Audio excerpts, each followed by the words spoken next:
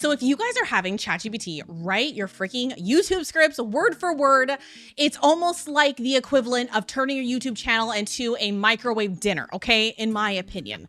Your videos are gonna be bland, they're gonna be boring, they're technically edible, all right, but no one's going back for seconds. If you look at the retention graph under each of your videos and it's flatlining or it's going down, that means people just wanna click away faster than anything else.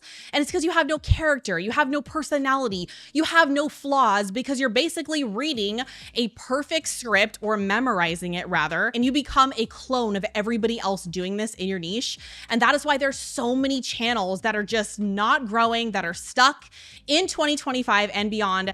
And I understand. I started YouTube 9 or maybe even 10 years ago. If I was bad, it was super bad. I was devoid of personality because I was scared, but I also didn't know how to write a script. You guys out there have it good and bad because you know how to write a script, but the temptation nowadays is to really lean into that fear, that scarcity, that imposter syndrome that you have because you're not good on camera yet. You know this about yourself, and so you rely too much on AI or ChatGPT to basically become this perfect archetype of the person that you're trying to be in your niche.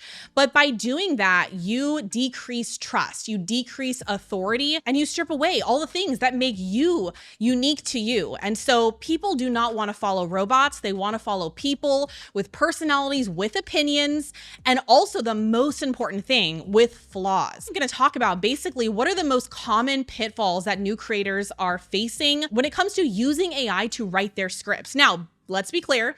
My husband and I run this channel right now as a full-time business. We do it on part-time hours. We have 4 employees and it's a 7-figure business, all right? Actually, let me just be clear, 4 part-time employees. We pay for the top version of, specifically, ChatGPT is the one that we love.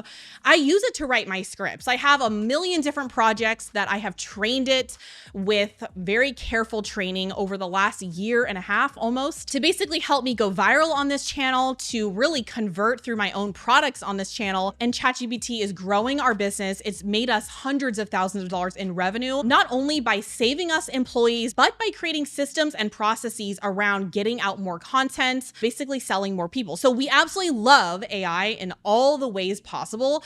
But when it comes to being a content creator on YouTube or on social media, you have to be very careful because people can sniff out a rat. This is what I tell my students.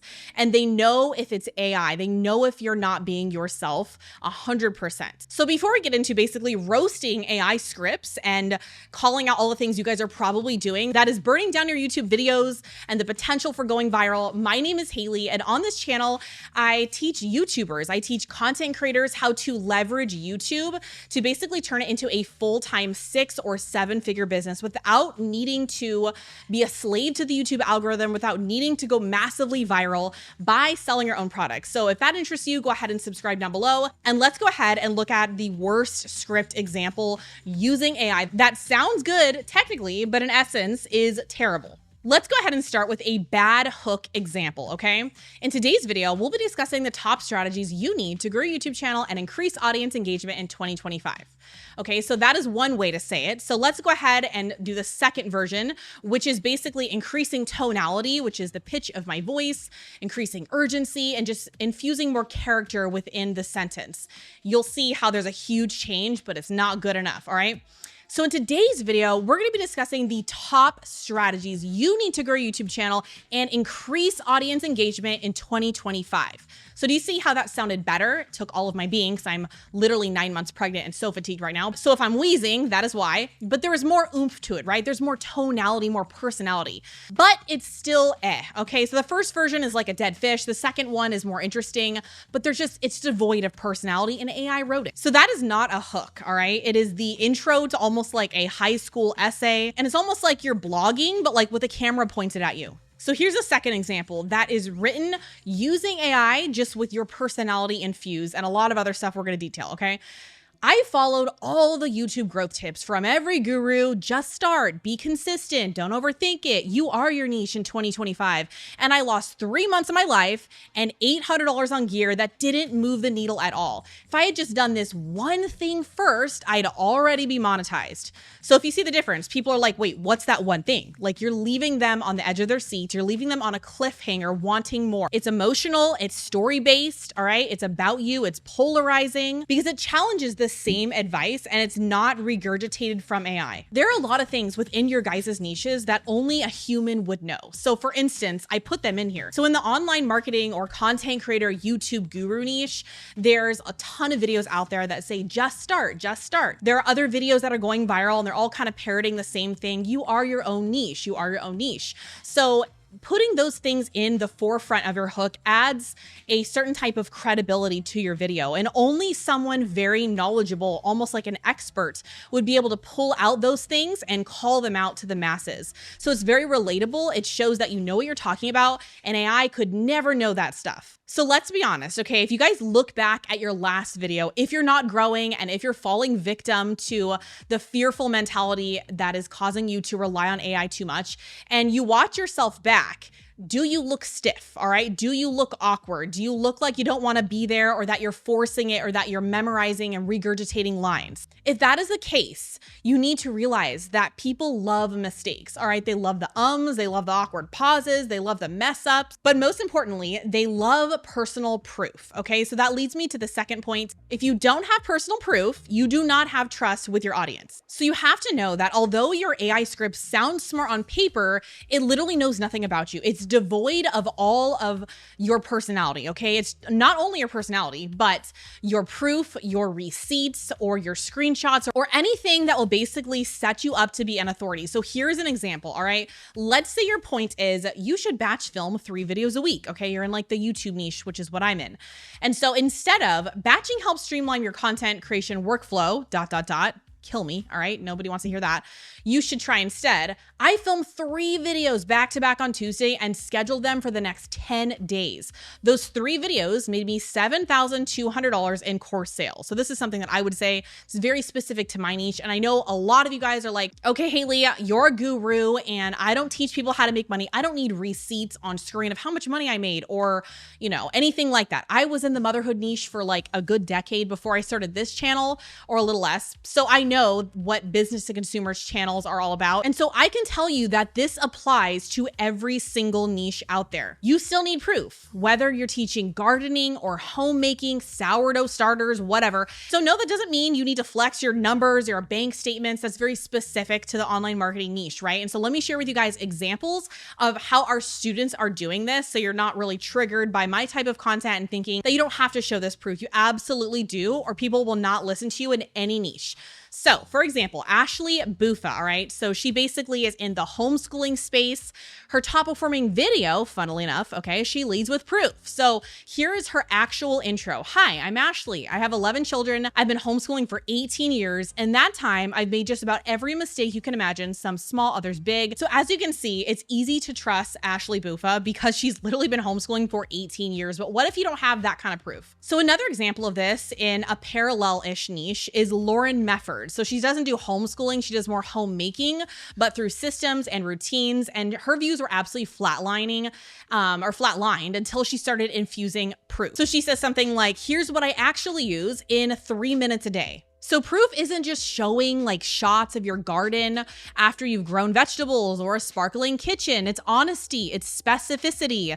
It's like saying, hey, here's what I've been through. Here's what I actually use in 3 minutes a day. Just like Lauren, just like Ashley. Because you have to know that within the first, and I'm not even kidding, millisecond, subconsciously, people on YouTube have so many options that they're thinking to themselves, why should I listen to her? Or why should I listen to him?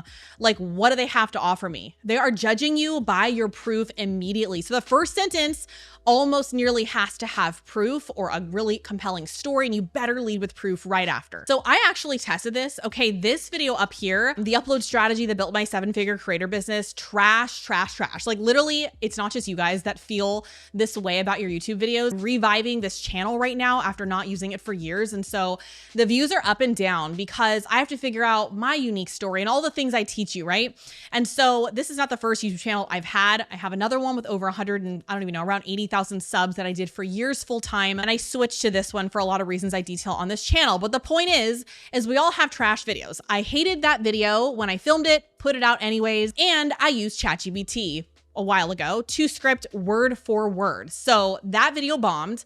I did another very similar video with a different title and a different spin on it. But if you watch both of the videos, they kind of say the same thing, just with different angles. All right. So the next one I did is your 2025 plan to make 100K on YouTube as a stay-at-home mom. That is what I teach, literally how to make money on YouTube to not just moms, but anybody. And it's like step-by-step guide. So the AI script literally had a 38% lower retention.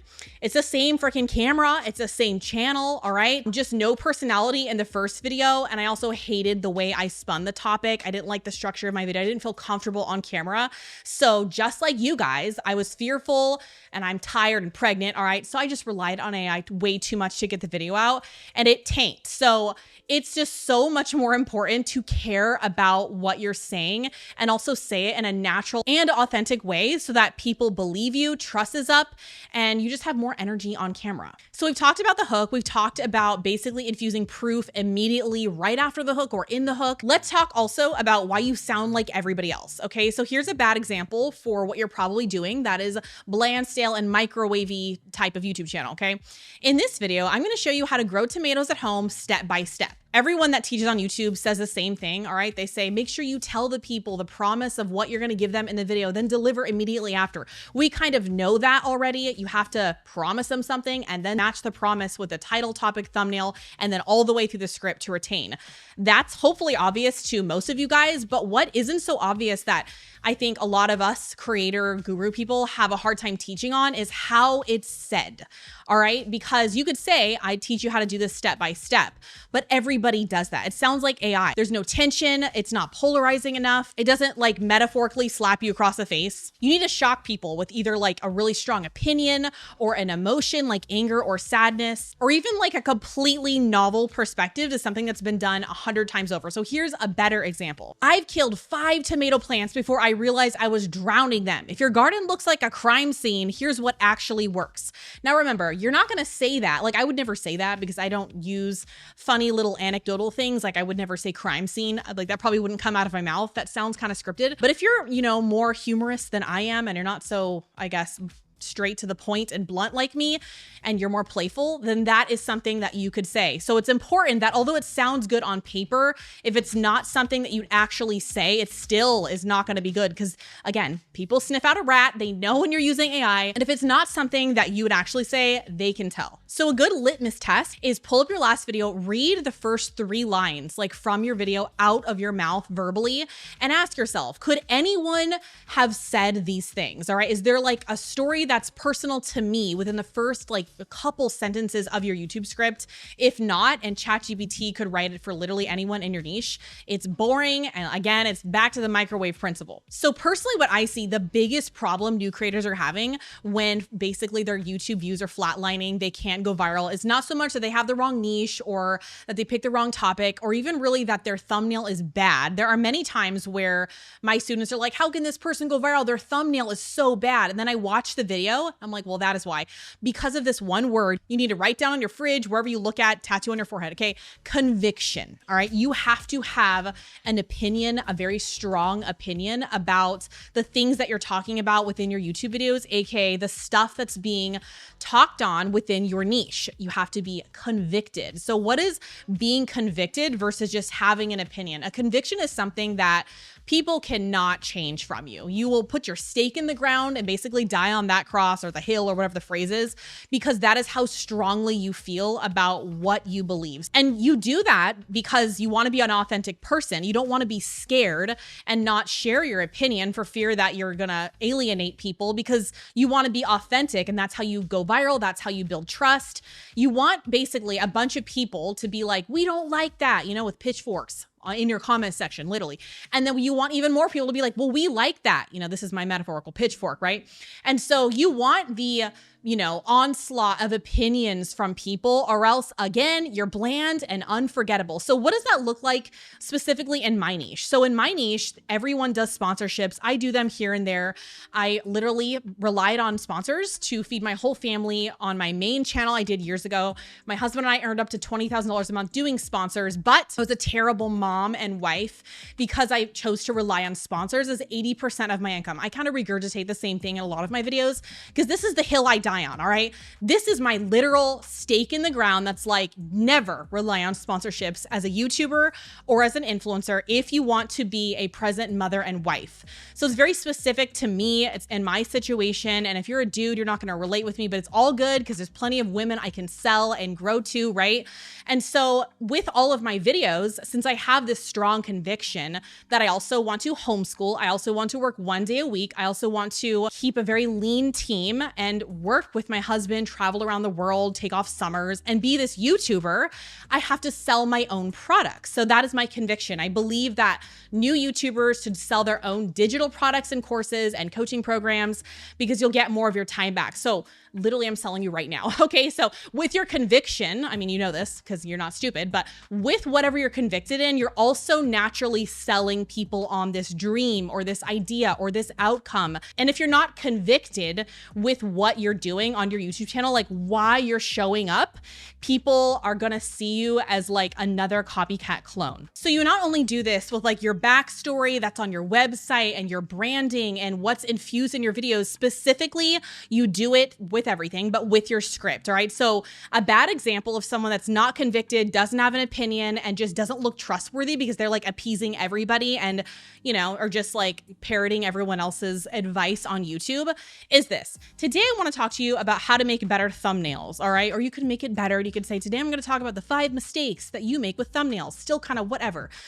But the real version, and I'm really wheezing here, being almost about to pop with the 5th baby, so bear with me. But the real version would be, or the better version, I spent 3 hours perfecting a thumbnail I thought was genius. Lighting, contrast, text, all of it was dialed in. It tanked with a 2.6 click-through rate, and the next day, I swapped out one word and it jumped to 6.4%. Same image, same title, just a better instinct. And that's the difference between guessing and actually knowing what moves people. So now I hope that with the second version, yeah, it's way longer and I'm out of breath now, but you care more, right? It's interesting because you're like, again, you're off the edge of your seat. You are teed up for what's coming next, right? Retain, retain, retain. It's a lot of work. I'm not gonna lie. So you're like, well, what is the one word, and then you do it again and you do it again, that whole cliffhanger thing with each point of your video. So again, AI can mimic language. It knows what's like popular. It reads the internet, right? And the internet's kind of just a lot of regurgitation of everybody and not anyone's real personality, but it can't mimic your conviction in something. And that is so much more important for me than writing a perfect script, is that I come across in my videos believable, because I am convicted in what I believe, and also relatable, all the things, right? Trustworthy, because that means I can build my channel, which is what I do with my YouTube channel, this is what I teach, into a real business. If you do not have people that trust you because you're fearful, you lean into the fear, and you're writing with AI scripts, then they're not going to buy from you. I don't care if it's sponsorships you're doing or selling courses or coaching like we teach, they're not going to trust you and they're not going to want to emulate you because you don't have a novel perspective and you're not unique. All right. So that is pretty much it for the biggest reasons why people fail when using AI to script their videos, why it's going to be the downfall of many new YouTubers. They're going to claim it's too hard, but it's really because they're too scared to be themselves on camera more than ever now. And so I know that it seems like a really negative thing, but it's so amazing because the people that actually push through, the new creators that are like, no, I'm going to be bold, I'm going to be brave. I do air quotes because you don't need to be brave to be on YouTube, but you kind of do. I mean, it takes a lot of courage to show up and look like an idiot when you're not good on camera and you're shy and you're awkward. And I was all of the things. I will insert what I looked like when I started as an infant, literally. And people whisper things behind your back. Your family members don't ask about it. I've gone through the ringer. It's so awkward. And so you're like, at least I look smart because AI is helping me. No, it's making you look even more fake and it's not going to help you actually make money. You need to convert. It's not even just by like selling your own products. You need to convert the people to keep watching you. So if you guys got anything from this video, go ahead and subscribe, like the video, leave a comment down below, and I'll see you in my next one. Bye, guys.